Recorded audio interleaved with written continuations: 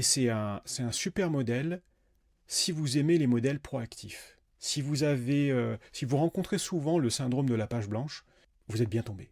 Parce qu'en fait, OpenAI a fondamentalement réécrit la relation qu'on est censé avoir avec ces outils IA.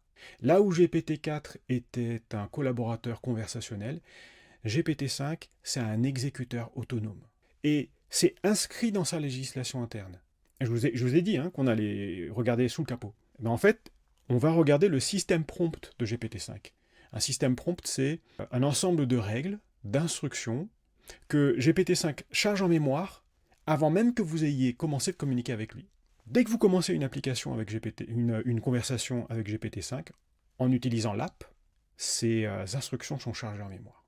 Et ces instructions obligent GPT-5 à exécuter, à produire, à faire, coûte que coûte. Parfois c'est problématique, et on en discute un peu.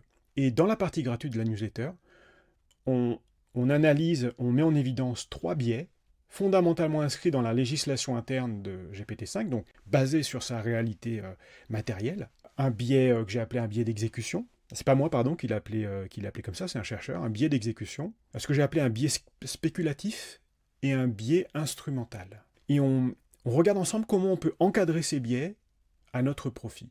Parce que, en même temps que GPT-5 devient un exécuteur autonome plutôt qu'un partenaire conversationnel, il vous met hors de la boucle.